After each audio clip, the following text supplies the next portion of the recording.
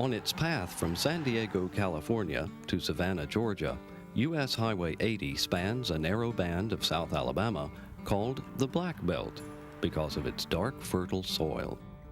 Huge cotton plantations flourished here before the Civil War, and cotton production remained the primary industry until prices fell prior to and during the Great Depression. Cotton is still a major industry in the Black Belt, but soybeans, cattle, and catfish are also popular. Highway 80 connects a series of towns that have grown up around cotton gins and river landings used to ship cotton to market. The largest towns are Demopolis, Selma, Montgomery, and Tuskegee. In between are smaller towns. Many are struggling to survive.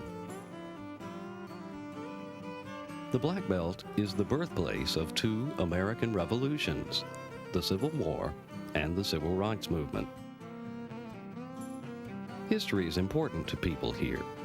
Their history shows how our nation has dealt with its major conflicts. Join us now on a driving tour through history as seen across Alabama's Black Belt on U.S. Highway 80.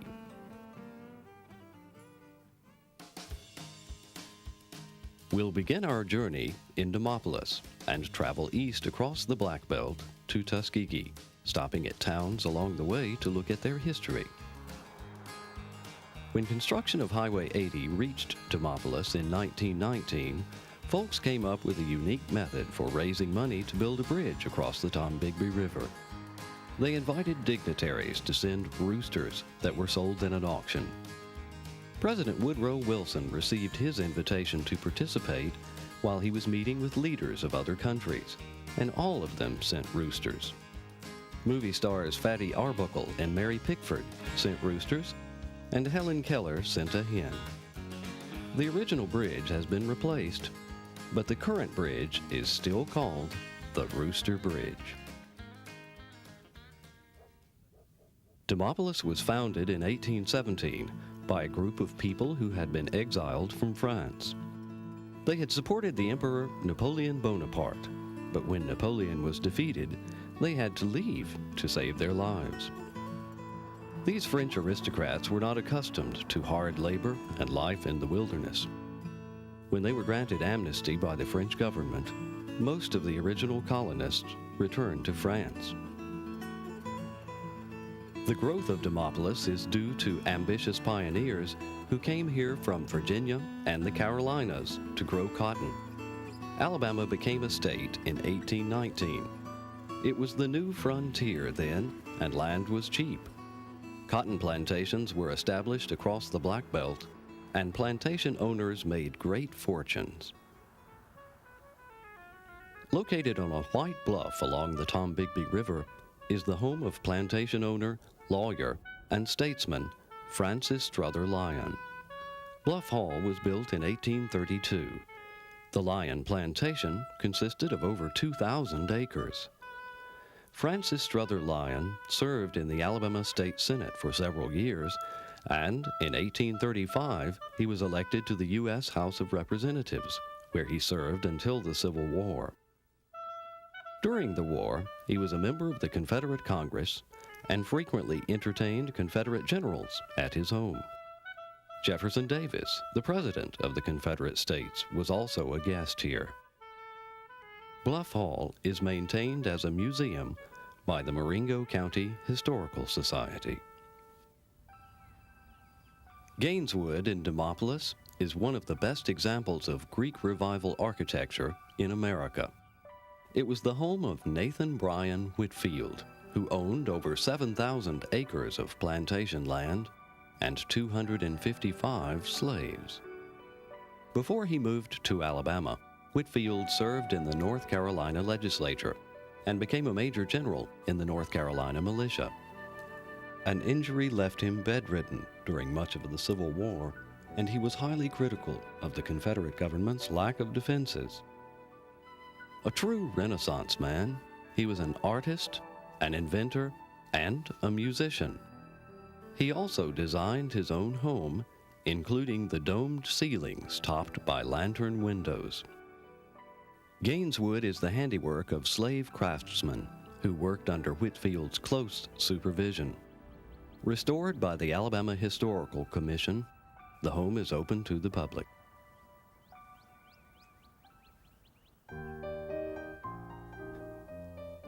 St. Andrew's Episcopal Church is located just a few miles east of Demopolis. It too was constructed by master carpenters who were slaves. Built in 1853, this house of worship was along a road made of wooden planks that connected Demopolis with other towns to the east. Highway 80 roughly follows the course of this old plank road.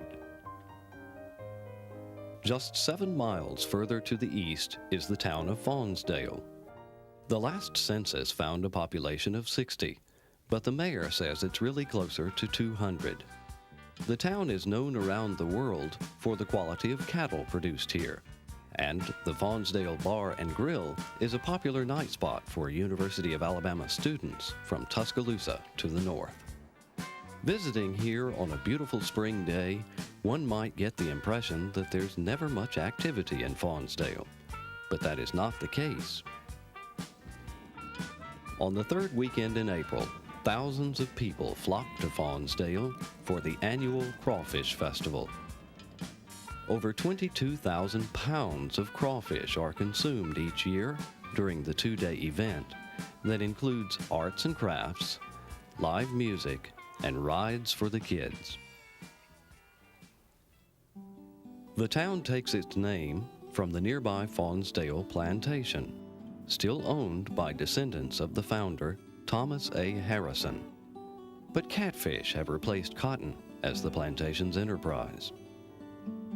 A bell next to the kitchen building used to summon slaves to return from the fields. 2 lowly slave cabins remain, contrasting the lifestyles of slave and master. Each cabin has 1 room and a loft that was used for sleeping. In his book, 90 Degrees in the Shade, author Clarence Kaysen said, "There are only 2 places on the earth fit to live, Paris, France, and Uniontown, Alabama." Quinn Chapel AME Church greets travelers entering Uniontown on Highway 80 by proudly proclaiming that all are brothers. Just a few blocks away, Holy Cross Episcopal Church displays an emblem that might not make everyone feel welcome. Built in 1900, the church honored members who lost their lives in the Civil War with a window displaying the Confederate battle flag. Black residents, who make up the overwhelming majority of citizens here, now own most of the old houses built by whites who worked in the cotton industry years ago. Catfish processing is big business in Uniontown. Our next stop is Marion Junction.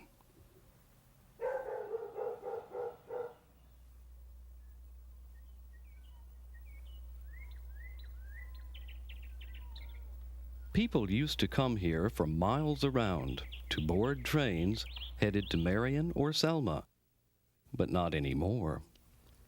The old train depot has been torn down, and all of the stores are closed.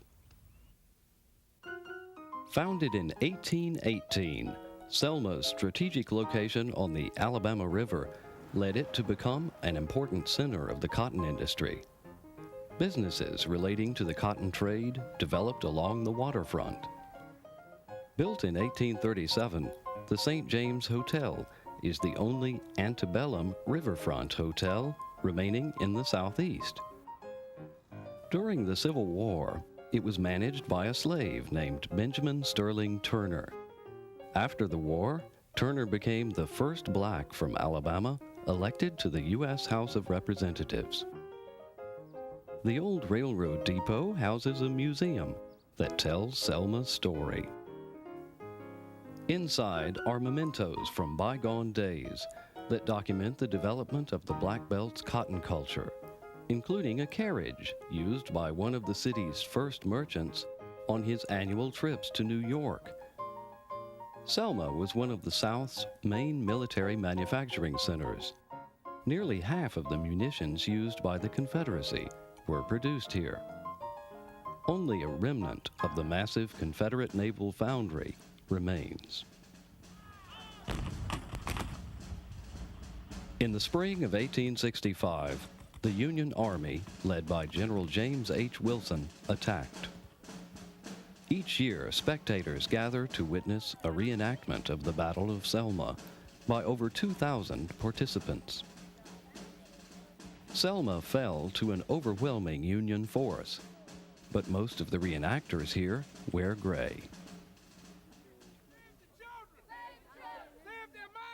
100 years after the Battle of Selma, a different army marched through the streets of the city, and their battle is also reenacted every year. On what has come to be known as Bloody Sunday, state troopers at the Edmund Pettus Bridge attacked 600 civil rights marchers bound for Montgomery. Nationally broadcast images of the beatings aroused emotion across the country. 1 week later, Dr. Martin Luther King, Jr. led over 3,000 people across the bridge.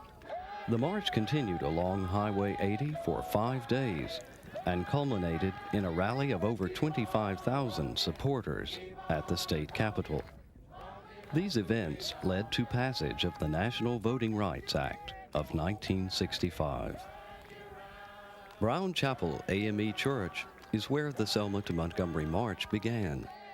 A monument to Dr. King and those who were killed during the voting rights movement has been erected at the church, which was organized by freed slaves following the Civil War.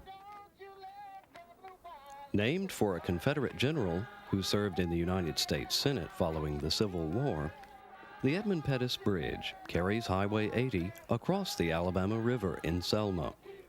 Because of the events on Bloody Sunday, it has become a nationally recognized symbol of the voting rights movement. Located near the foot of the bridge, the National Voting Rights Museum and Institute commemorates the events and people that led to equal rights for all Americans. Preserved in plaster here are the footprints of participants in the Voting Rights March.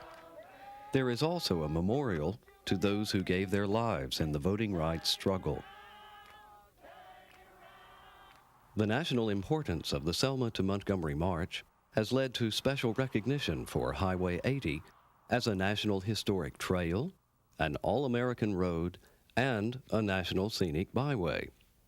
We'll see several reminders of the march as we travel east toward Montgomery, but the civil rights movement was not the first clash between races here. A few miles east of Selma, a monument along the highway commemorates a nearby Indian village visited by the Spanish conquistador Hernando DeSoto. DeSoto's army of 600 soldiers marched along the Alabama River on a search for gold in 1540. This first exploration by Europeans led the way for others to follow, sealing the fate of Native Americans. Highway 80 is part of a network of roads that has been designated the DeSoto Trail. The town of Benton lies at a bend in the Alabama River.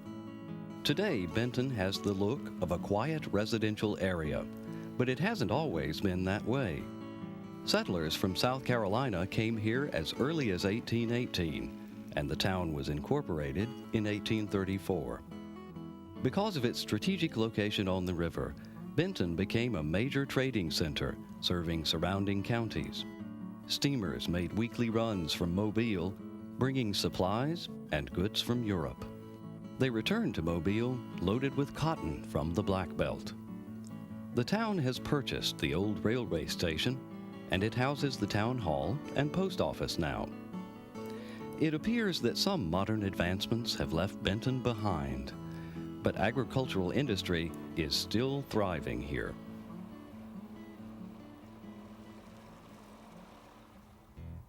As Highway 80 travels east from Benton, it winds through Lowndes County, a hotbed of activity during the voting rights movement of 1965.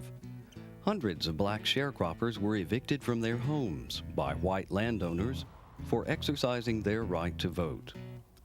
At the intersection where Lowndes County Road 23 leads to the town of Whitehall lies an open field where civil rights workers supplied temporary housing for the evicted families.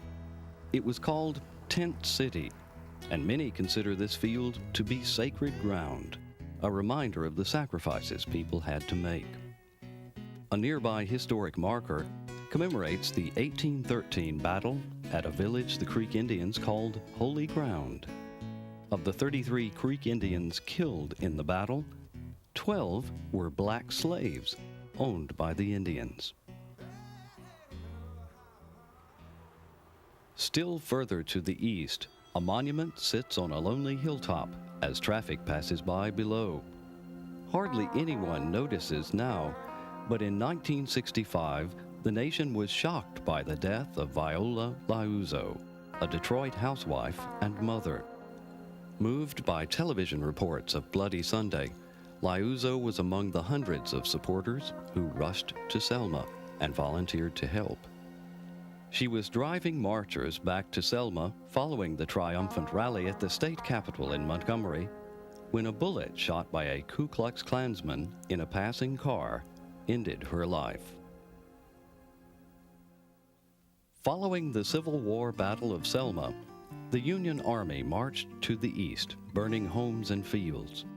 But a quick-thinking doctor saved Lounsboro from destruction. Homes and churches dating from the 1820s still line the streets in Lounsboro because the town doctor met the advancing army and warned them of a smallpox epidemic. Not wanting to catch a deadly disease, Wilson's raiders kept their distance from the town. But the epidemic was just a heroic deception. Topping a church most recently used by the Christian Methodist Episcopal denomination is a louvered belfry from Alabama's first state capitol building in Cahaba. It was brought here by ox-drawn wagon in 1833 when the original State House collapsed. Ongoing restoration of the church has been aided by the Alabama Historical Commission. As we travel to the east, we note yet another special designation given to Highway 80 between Selma and Montgomery. It has been named the Jefferson Davis Highway in honor of the President of the Confederate States of America, who assumed that office when the new nation was created in Montgomery. Montgomery was formed when two early towns in the area literally grew together. It became the state capital in 1846, largely because the cotton planters of the Black Belt had become the state's most powerful political group. The first Capitol building burned, and the present building, located on a prominent hill at the end of Dexter Avenue, was completed in 1851. The Capitol building has been renovated in recent years and serves primarily as a museum, although some state executives, including the governor, still work from offices inside. Just outside the governor's window is a memorial to those who died in service to the Confederacy. Located near the Capitol steps is an imposing statue of Jefferson Davis. Some visitors like to have their pictures taken as they stand on the spot where Davis stood to receive the oath of office. 100 years after Davis assumed office, Martin Luther King Jr. stood on these steps to address 25,000 participants at the climax of the Selma to Montgomery Voting Rights March. Shortly after Virginia joined the Confederacy, the capital of the southern states was moved to Richmond, but it is from Dexter Avenue in Montgomery that orders to fire on Fort Sumter were issued by telegram. The home that served as the first White House of the Confederacy is just across the street from the Capitol building. Over 100,000 visitors each year, including scores of school children, walk where Jefferson Davis walked and view relics from his life. Following defeat in the Civil War, Davis was imprisoned for 2 years, but he was never brought to trial. Some analysts say that the U.S. government feared a trial would prove the southern states had a legal right to secede from the Union. Like his namesake, Thomas Jefferson, Davis believed that the states should have power to control the issues that affected them most. Other individuals who asserted their rights have also touched Montgomery. In the shadow of the state capitol building stands the Dexter Avenue King Memorial Baptist Church, where Martin Luther King Jr. served as pastor from 1954 to 1960. A mural along a basement wall illustrates scenes from Dr. King's life. When Rosa Parks was arrested in 1955 for refusing to give up her bus seat to a white man, a meeting in this basement led to the Montgomery bus boycott. From his pulpit, Dr. King urged his church members to unite in a nonviolent protest and became recognized as the spokesperson of a new movement pressing for social equality and equal justice for all races. As the movement grew, he was called to other locations around the country and ultimately left his pastorate here to work full-time with the struggle for civil rights. But he returned to Montgomery in 1965.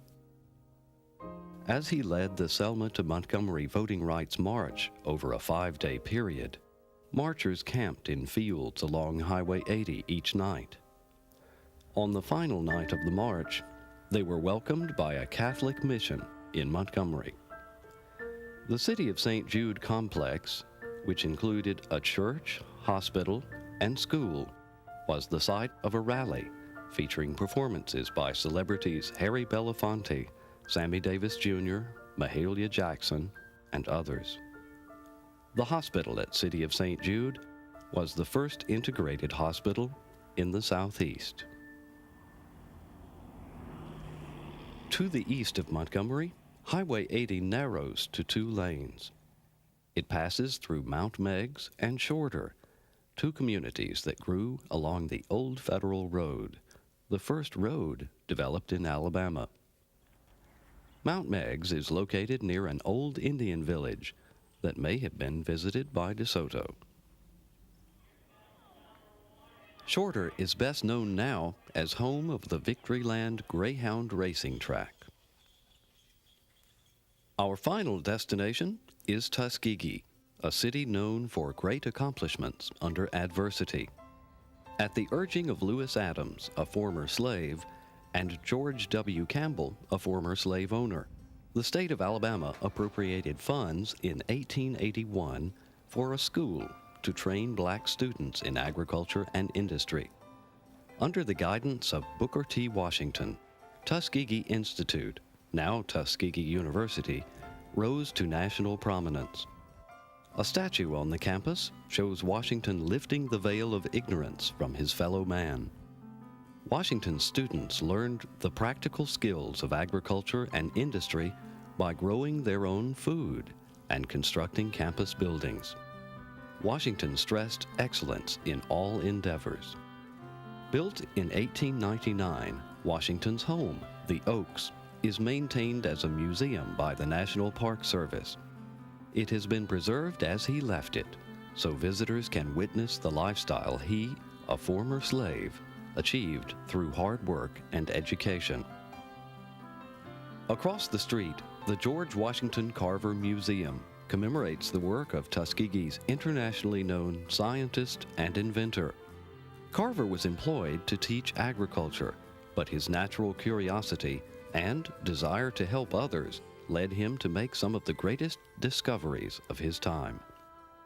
The area's economy had been based exclusively on the sale of cotton, but cotton no longer brought good prices. Carver encouraged his students to grow other crops by developing new products made from peanuts, soybeans, and potatoes.